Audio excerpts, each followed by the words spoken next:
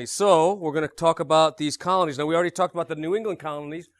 Well, now we're going to learn these middle colonies and their founders, who first settled in these areas. So write down middle colonies, write down each of the middle colonies. Delaware, New Jersey, Pennsylvania, and New York. And we're going to start with Peter Minuit of New York. And he is actually a Dutch explorer. And this Dutch explorer settled in and around where present-day New York is. And he purchased Manhattan Island, well, for about $24 worth of supplies. You know, like an axe, a shovel. The Indians didn't have iron metal workings. So the axes that they had were made out of stone, and they broke often. The arrows were out of stone-tipped arrows, and so they broke often when they hit an object. You take an iron axe, and you can cut down a tree with it, and then sharpen it up and cut it down another tree. You cut down a tree with a stone axe, and it breaks apart after several swings. So it's not quite as effective. So they yearned for these kinds of things, something that would actually help them, any tools that they could have, and they thought it was worth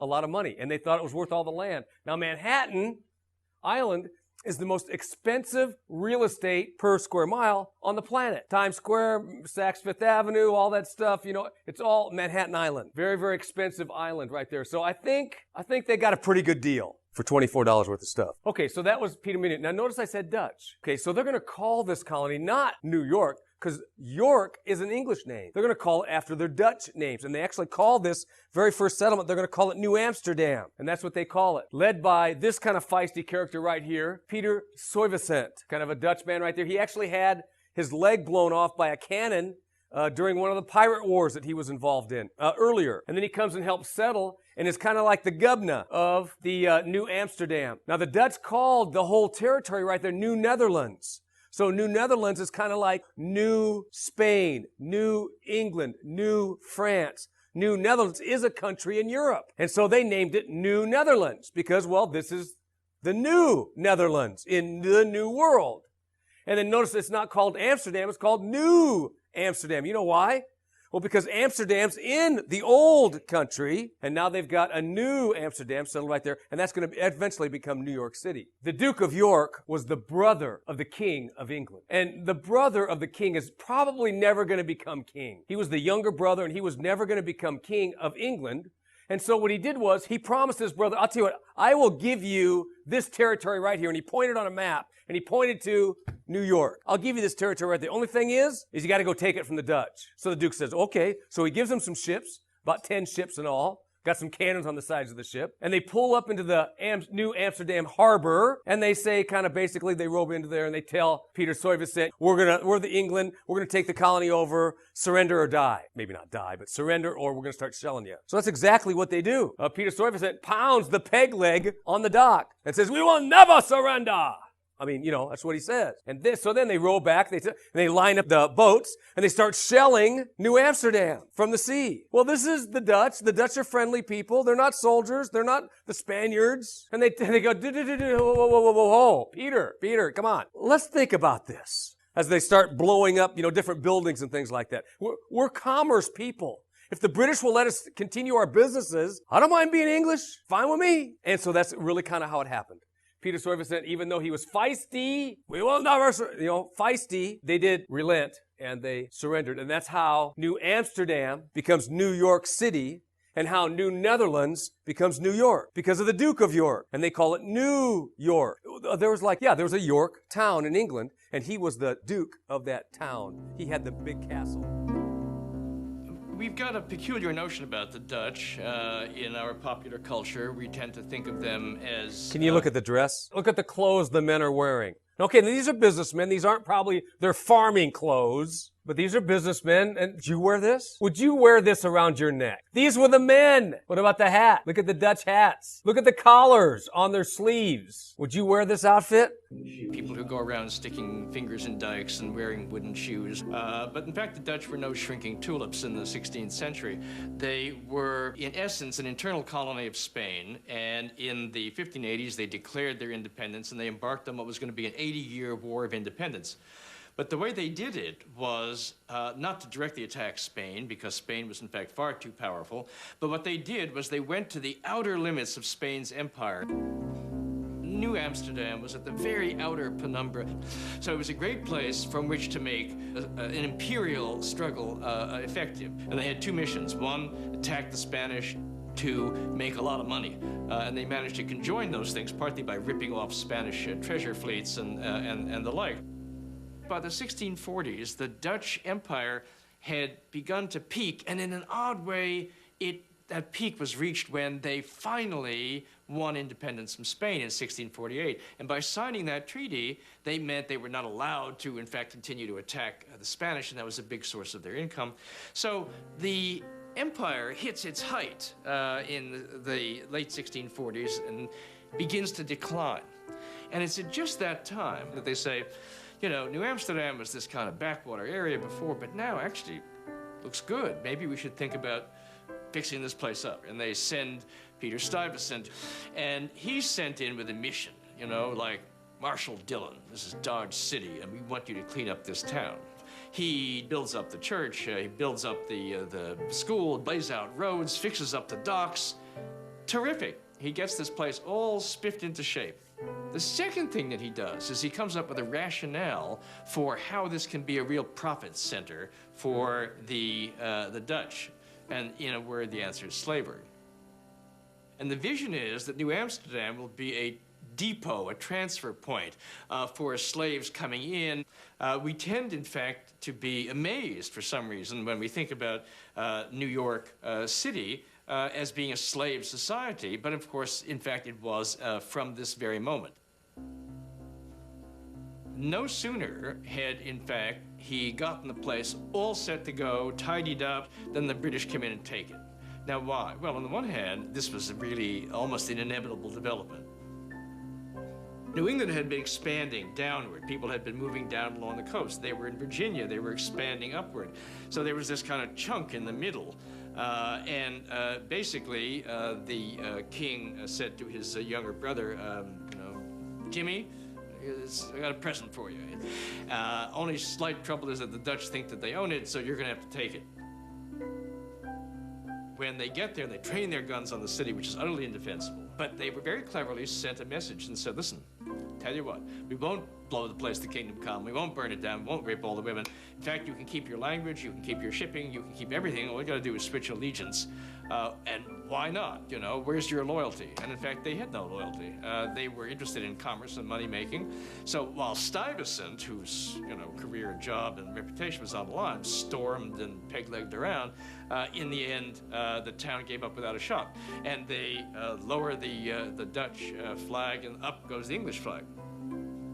Okay, here's a couple of others. Colonies. New Jersey was founded by Lord Carteret and Lord Berkeley. And what had happened was that there was no real colony to have religious freedom for Catholics. And so Carteret and Berkeley, they were both kind of Catholics, and then one was an Anglican. And so he said, we need a colony that can actually house these people that are coming over on depot, but they really don't have a place to go. They can't go live in Massachusetts because they want to be able to vote and marry and stuff like that. And there's no separation. We need our own colony. And so they gave them New Jersey, and New Jersey kind of becomes its own colony. Eventually, they get kind of a religious freedom going on in New Jersey too, but not the very, very beginning, but eventually. William Penn was another person that the king owed money to, or owed a favor. You know, he owed him something. And the king just simply said, listen, I don't have a lot of money.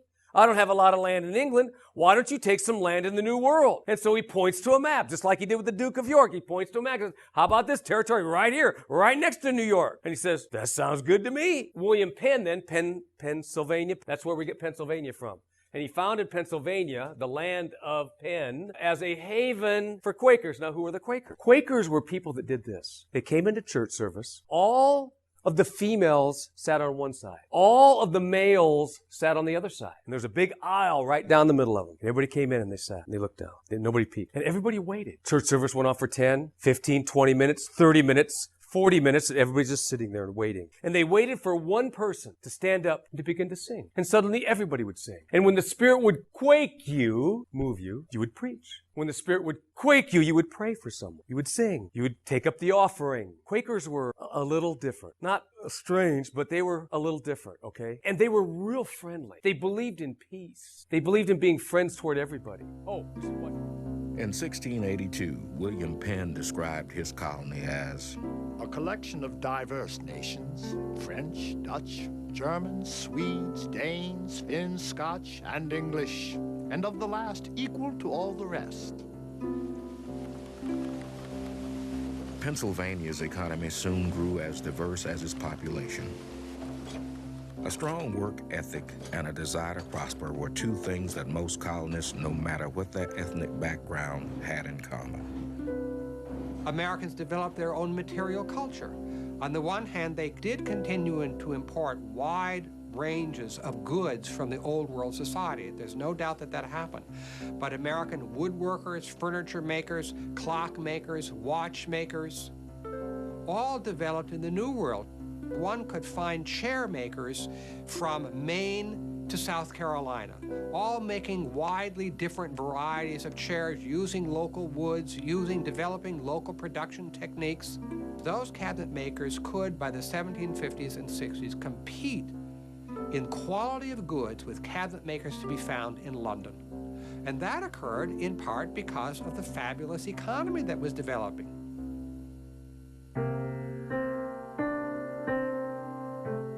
The success of Benjamin Franklin, who rose from a printer's apprentice to become a famous publisher, scientist, and statesman, epitomized the unprecedented opportunity that working white men enjoyed in Pennsylvania. At the working man's house, hunger looks in, but dares not enter. And in 18th century Philadelphia, working women could also find their place. Mary Smith moved to Philadelphia from New Jersey sometime after her father's death in 1737. In his will, he had left his daughter £5 and instructions that she become bound to an appropriate trade. Mary was not yet 18 at the time, but she soon found a way to support herself as a seamstress. In 1762, Mary Smith was able to buy her own home at number 126 Elfrith Alley in Philadelphia. She paid £280 and arranged to buy fire insurance from a company established by Benjamin Franklin. As the occupants of the middle colonies prospered, the population grew. And as in New England and the Chesapeake, increasing numbers of colonists began moving west into Indian lands. Pennsylvania does have a different history than most of the other colonies along the eastern seaboard. That most of those colonies had an Indian war within the first generation or so of their existence. Part of it is William Penn and his vision for the colony and his determination to show respect for the native peoples in the lands that he was moving into. One man who worked to maintain a peaceful frontier was a German immigrant named Conrad Weiser. At age 16, Weiser had settled on the New York frontier with his family, where he immediately made a point to befriend the local Mohawks. Weiser learned the language of all the Iroquois nations and began acting as an intermediary between the German settlers and the Native Americans in the region. In 1729, Weiser moved with his wife and their children into Pennsylvania, settling on 200 acres of farmland in the Susquehanna River Valley.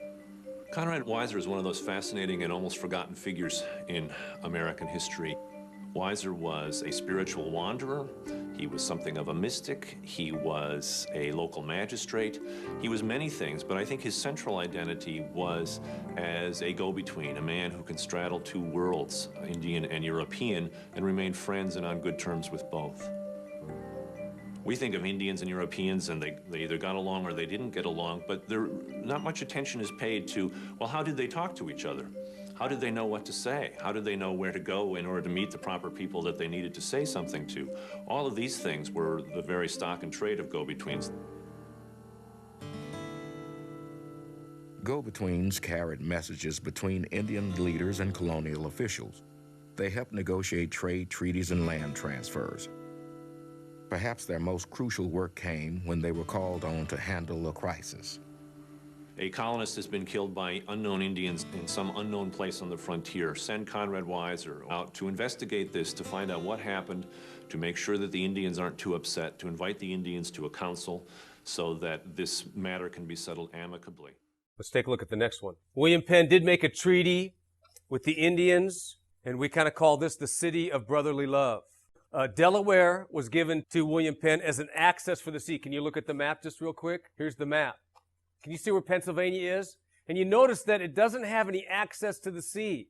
And people ship more than they go by train, because there's no trains. They ship things in sailboats more than they do by truck, because there's no trucks. So they have to ship things. So the only way to do is to get your supplies, get your farming goods to the port. And so then they gave him Delaware right here as this little bitty access. See the little water? Little access to the sea right there. There's a picture right there of William Penn making a treaty with the Indians. I'm not so sure that the Indians really wanted to give up their territory, or they were that willing to. I just kind of think they thought maybe it was the inevitable. But William Penn was friendly about this. They did pay for some of the land in some of the things that they had. There was a transfer of goods. They established this city right here called Philadelphia. Philadelphia is what we call the City of Brotherly Love, because remember the Quakers, I said they were a little bit different. I mean, they were trying to be as friendly and peaceful as possible. And just like the Pilgrims established this city upon a hill, this errand in the wilderness, the Quakers wanted to do the same thing. They established Philadelphia. Philly is that phileo love. And then that City of Brotherly Love, that's what they wanted to try to establish, this utopian society where everybody gets along. And then, of course, I told you that Delaware was given to William Penn as an access to the sea so they could get their supplies out of Pennsylvania. Let's talk about the southern colonies now. The southern colonies, write down these southern colonies: Maryland, Virginia, North Carolina, South Carolina, and Georgia. And the southern colonies, the very first colony that was founded was Virginia. Remember Jamestown? 1607? That was the very first one. And we consider John Smith, Captain John Smith, as the founder. I mean, he wasn't the founder. It wasn't like the king sent him on a mission. He kind of won it by default. He kind of led the settlers at Jamestown. He led them through survival, through the starving time. And so we recognize him as the most famous of the early Virginians and consider him the founder of Virginia. North and South Carolina were founded by 8 noblemen. But here's kind of an interesting one. Maryland, founded by Lord Baltimore as a haven for Catholics. And Lord Baltimore, you know, Baltimore, England, there's a Baltimore, England, his manor, his castle. And Lord Baltimore was the son of the first Lord Baltimore. And he wasn't going to ever become king, you know, and so he gets the land and establishes a colony in America. There's the Carolinas. Now, the Carolinas were founded by 8 noblemen, and they were actually one colony at first. You know, they were just known as the Carolinas. And Caroline was the sister of the king. And so they named the Carolinas after her. All of these names from people across the pond. Virginia, wasn't Virginia the name of the Virgin Queen, Virginia? Well, Elizabeth was Queen Elizabeth, and she never got married. And you know, if you never get married, well, you remain a virgin. But, I mean, it was well known that she was not anyway, they named Virginia after her. Carolina was the sister of the king. James Oglethorpe was the founder of Georgia, and guess where they get the name Georgia from? That was the name of the king, King George III at the time. Oh, well, we'll name it after the king, King Georgia. And that's where they get the name from. I think there was only one colony that was named after an Indian name, Massachusetts. Carolina was named after the sister of the king. Virginia, the Virgin Queen. Jersey was a town in England. Hampshire was a town in England. Connecticut was an Indian term, too. York, Duke of York. Rhode Island, there was a Rhodes in England. I think that's it. There were the Delaware Indians. That's an Indian one. So 3 of the colonies were named after Indians. Okay, so that is the southern and middle colonies, how they got their founders. And James Oglethorpe, he was the founder of Georgia as a haven for debtor prisoners. Now, what's a debtor prisoner? They throw you in jail. They put you in jail if you owe somebody money. You got a business, you borrow money, and your business goes sour, they put you in jail because you owe money. Well, you can't pay someone back if you're not working, and you're in jail, you don't work. So it was kind of a catch-22 there. You really weren't able to pay your debts unless somebody could come in and pay it for you. And so what they did, James Oglethorpe says, hey, king, you've got all these people sitting in jail. Why not send them to the New World, let them work off as indentured servants their debt, and then they can go ahead and be in Georgia, and they can be your servants in Georgia. The king says, okay, let's do that. And that was kind of the experiment, the great experiment. And it worked pretty good at first. But, you know, when they cleaned out the jails of the debtor prisoners, you know, the people that, you know, when weren't that good of businessmen. They just owed people money. They also put in the murderers and the rape and the other types of people, and they sent them too. So some of the riffraff also came too. Thieves, and it was a bad neighborhood. It was the hood. Okay. Maine was part of Massachusetts until 1820. Maine is a place in England. Here's just this last little bit here that I want to teach you, to talk just a little bit about, the colonies. And, I'm just talking in real general terms when I talk about these colonies. Who's the founder and why they found the colony, William Penn, Haven for this, Haven for that. But they do set a foundation. 1607, this date right here, this represents the Pilgrims. 1733, this represents Georgia. So from the founding of all the colonies, all 13 original colonies, was about 125 years. And in that time, all the settlers come for some kind of a reason. Most of them came for some kind of freedom. Economic freedom, political freedom, religious freedom. They came for a brand new life. They came for a new start. They came to try to do something their families never done before. They came to escape the city life of England. They came so their children could have better lives in America.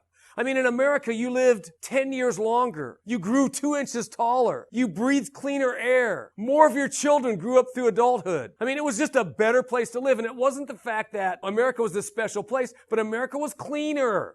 It wasn't the dirty cities. It wasn't the disease-infested types of Europe. And when you came over here, well, it was just a breath of fresh air. And then people worked hard in their jobs, and that produces a healthy lifestyle. Plus, these people also had a strong belief in the Bible. Representative government. Look at this word. And frugality. They were frugal. They made their own tools. They fixed their tools if they broke down. You kind of had to. They feed us, clothe us, give us medicines, intoxicate us, stimulate us, provide us with fuel. The list goes on and on. Our relationship to what we grow is usually fairly simple. If we need a crop, we cultivate it and consume it. End of story. But tobacco isn't that simple. Tobacco, this is what tobacco looks like. It's just a plant. You think like, oh, that's corn. No, and they're really big leaves, and it's a weed. Seriously, it's like a dandelion. It grows everywhere in there. And real nice wet soil that's in South Carolina, Virginia, that area where tobacco grows real good. It was just growing all over. And you could mass produce it to where it would really grow, and people would dry these leaves then, and then they'd put them in their pipes and smoke it. That's simple. Because in some ways, it's consuming us. Tobacco's many facets, from the mundane, to the satisfying, to the sinister, make it a very complex crop. Worldwide, 5.5 trillion cigarettes are smoked each year. It's a staggering number, but it begins mundanely enough with a seed planted, a leaf cut from a stalk, as it has for thousands of years.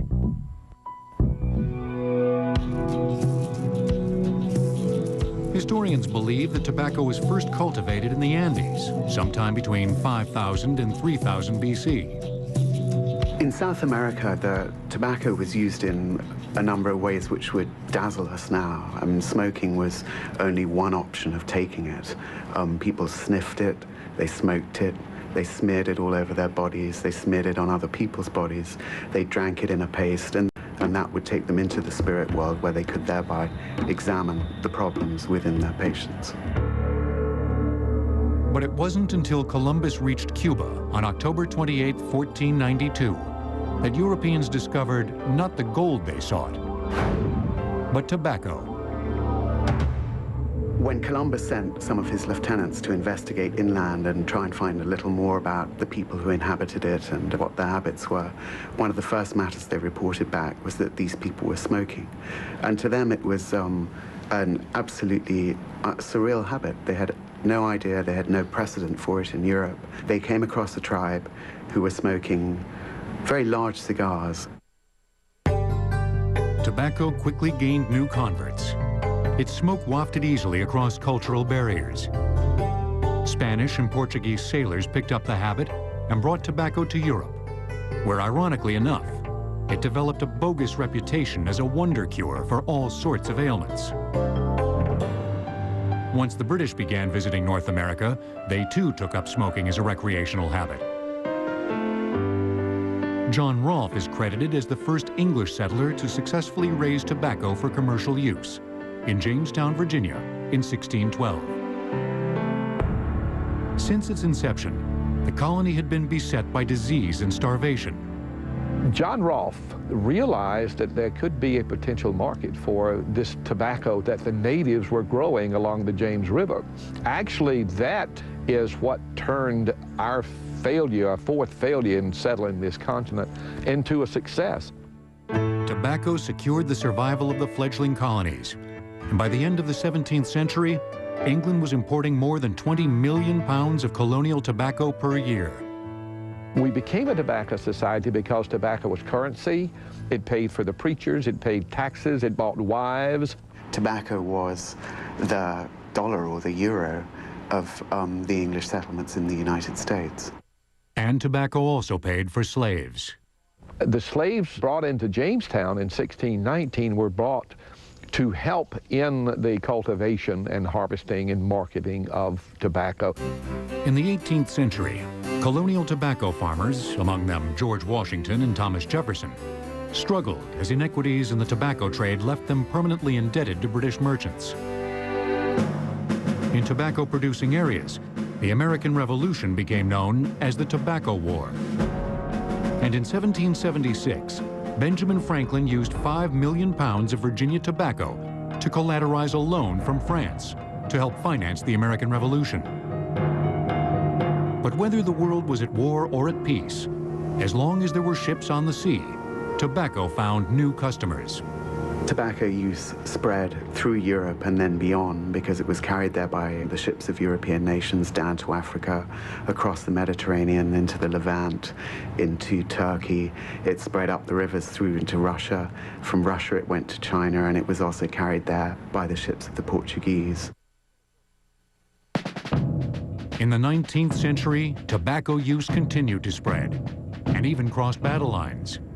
During the Civil War, the South had tobacco, the North had coffee and food, and many, many times the Yankee and the rebel would meet in the middle of a path after a battle and switch tobacco for coffee or tobacco for food. Tobacco in many forms has been exchanged across cultural barriers between friend and foe and for millennia.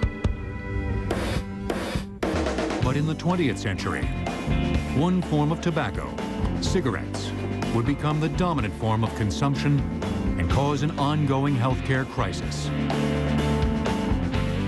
But what's actually inside a cigarette? It's a lot more than just tobacco. Tobacco-growing farms in the United States declined from 512,000 in 1954 to 57,000 in 2002.